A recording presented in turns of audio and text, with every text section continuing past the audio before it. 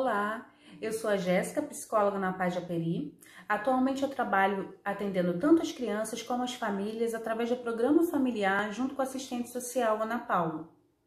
Nós entendemos que nós precisamos apoiar e amparar as famílias que chegam à instituição, porque de todas as pessoas com deficiência que a gente atende atualmente na instituição, antes delas chegarem, chegou uma família que precisava de orientação, que precisava de acolhida, que precisava de apoio, direcionamento.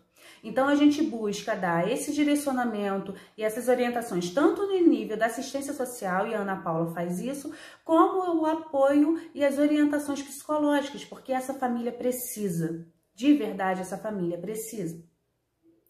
E nessa semana nós estamos comemorando a Semana Nacional da Pessoa com Deficiência Intelectual e Múltipla, em todas as APAES do Brasil, justamente para que a gente possa divulgar a pessoa com deficiência, essa causa da pessoa com deficiência, para que a gente possa empoderar essas pessoas, para que a gente possa dar voz e vez a essas pessoas, para que de verdade aconteça a inclusão social e que ela não seja só no papel.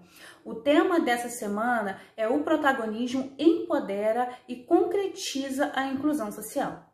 Pensando nesse tema e através do meu trabalho com as famílias, hoje eu resolvi falar da importância da aceitação da família para o empoderamento e inclusão social da pessoa com deficiência. Por que da família? Porque a gente entende que a família é a base, né? Vygotsky fala que a família é a base familiar, é o seio, é onde a criança tem os primeiros contatos, a primeira interação, é onde ela se aproxima da linguagem, é onde ela começa a criar e a transformar a sua personalidade, né? A família é muito importante. Buscaglia diz que a família é uma força social que tem influência na determinação do comportamento humano e na formação da personalidade. Então, a família é sim muito importante para o desenvolvimento dessa pessoa com deficiência. Não adianta a gente pensar em desenvolver essa pessoa com deficiência se a gente não ajuda essa família nesse processo de aceitação. E por que a gente precisa falar do processo de aceitação? Porque não é fácil, não é tão natural para todas as pessoas, não é um sonho, não é um desejo, né? Então, antes de falar disso, nós vamos falar do processo, de como que se inicia esse processo. Esse processo se inicia na gestação, né? A mãe sonha com essa gestação, a mãe começa a sonhar com o filho, a mãe começa a idealizar, né? Se vai ser menino, se vai ser menina, e o que vai comprar, e o que vai fazer, e sonha, e quando essa criança começa a andar, a falar, a chamar mamãe, a chamar papai, né? Então ela sonha e ela tem sonhos para essa criança em colocar no melhor colégio, em colocar em cursos, desenvolver essa criança o melhor que ela pode para o mundo que a gente vive. E de repente tem o nascimento, e algumas deficiências a gente constata ainda no nascimento, outras a gente só descobre no curso da vida, como o autismo, por exemplo. A gente vai descobrindo que essa criança não se desenvolve, né? Que essa criança tem um atraso significativo no desenvolvimento. A gente precisa ter em consideração que todas as crianças se desenvolvem na sua fase, né? Cada criança se desenvolve de um jeito, mas existem uns marcos que a gente precisa considerar. E se esses marcos são muito diferenciados, a gente já precisa começar a notar que pode estar tendo um atraso no desenvolvimento dessa criança. E quando a família começa a perceber que com 6 meses essa criança não senta, e essa criança não olha quando chamada, e essa criança não sorri, e essa criança tem alguma limitação motora, e essa criança não interage, e essa criança não reage como as outras crianças na fase dela reagem. Não é fácil aceitar.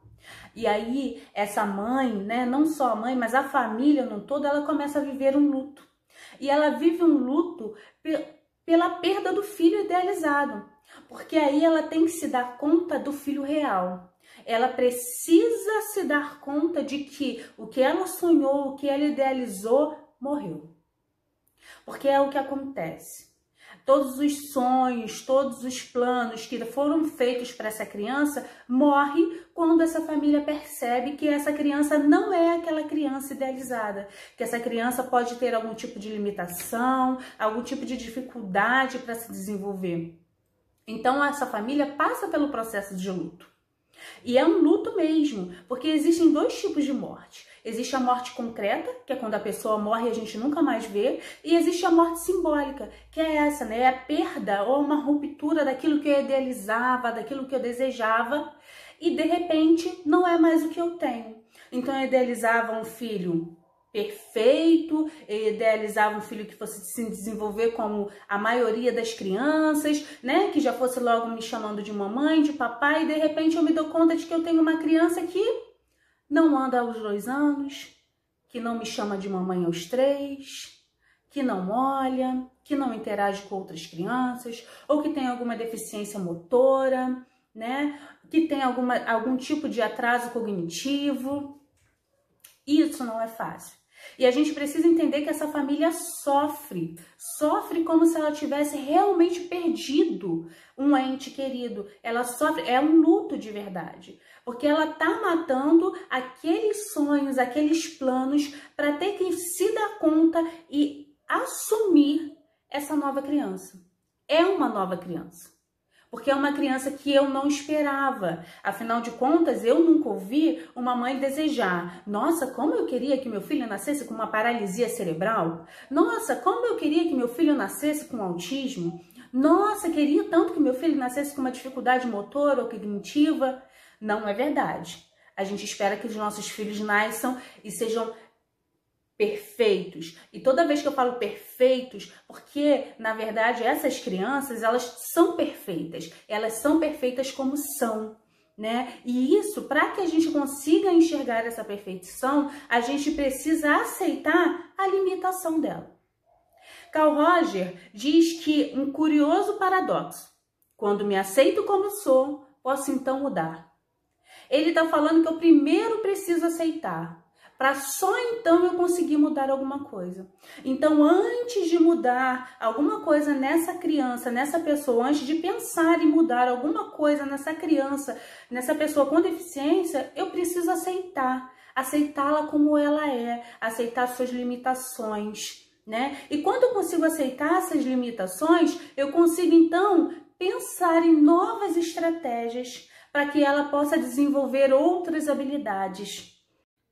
E voltando a falar sobre esses processos que a família passa após receber o diagnóstico dessa criança, dessa pessoa com deficiência, a gente sabe que não é fácil. Isso pode gerar um grande mal-estar na família, né? Pode gerar sentimentos de raiva, de culpa, de tristeza, de negação, justamente porque a palavra deficiência em si já nos leva a pensar em exclusão. A gente sabe que a gente vive numa sociedade hoje que, embora a gente fale e levante muito a bandeira da inclusão, ainda é uma sociedade muito excludente, onde as coisas que não são vistas como normais são consideradas ruins, né? Então, falar de deficiente já é para a sociedade falar de uma pessoa limitada, quando na verdade a pessoa com deficiência, que é o termo correto da gente falar, porque a pessoa vem antes da deficiência, né? A pessoa com deficiência, ela tem sim as suas limitações, ela pode sim ter as suas dificuldades de desenvolvimento, mas ela também tem habilidades a serem desenvolvidas. Então, quando a família consegue aceitar essas limitações, ela consegue dar oportunidade para que essa pessoa, para que essa criança desenvolva as suas habilidades. Enquanto as famílias não aceitam essas limitações, essas habilidades elas ficam adormecidas, porque essas famílias não correm atrás dos direitos dessas crianças, não correm atrás das terapias, de todos os tratamentos necessários para que essa criança enfrente essas limitações. Enquanto essas famílias não aceitam, essas crianças realmente são excluídas da sociedade, e primeiro pela família, porque essas famílias evitam de colocar essas crianças na rua, evitam de colocar essas crianças na escola, evitam de colocar as crianças no lugares públicos onde elas deveriam estar por direito. Elas têm o direito ao pertencimento, a pertencer pertencer e a fazer parte dessa sociedade, tal como qualquer pessoa, né? Só precisam de oportunidades para que as suas habilidades sejam desenvolvidas. É somente isso que elas precisam, de respeito e oportunidade para que as suas habilidades sejam desenvolvidas. Então, como eu falei, a família pode viver o luto e tem que viver esse processo de luto. É permitido com que a família viva esse processo de luto, mas o ideal é que a gente acompanhe essas famílias para que esse processo de luto não se prolongue por muito tempo. Porque enquanto essas famílias estão vivendo no processo de luto, elas também estão vivendo na paralisia, né? Estão vivendo numa limitação, elas não têm movimento de procurar os direitos dessas crianças, elas não têm movimento de inserir essas crianças na sociedade, né? De aceitá-las tal como são e extrair delas todo o melhor, todo o potencial que elas têm para desenvolver. Então é muito importante o acompanhamento das famílias, né? Pensar em desenvolver essa criança sem acompanhar a família é um erro. É necessário o acompanhamento das famílias para que a gente possa ter de verdade crianças empoderadas. Primeiro a gente empodera essa família, né? A gente trabalha essa aceitação, a gente trabalha esse empoderamento na família, porque uma família empoderada é uma criança, uma pessoa com deficiência empoderada. Se essa família tem voz, essa família dá voz e essa família dá vez a essa criança, né? Então ela vai frequentar a escola, vai frequentar a praça, vai frequentar mercado, vai para o mercado de trabalho e vai para onde ela tiver oportunidade, porque essa família vai estar empoderada e vai empoderar essa pessoa com deficiência. Por isso é tão importante esse trabalho de aceitação da família para o empoderamento e a inclusão social.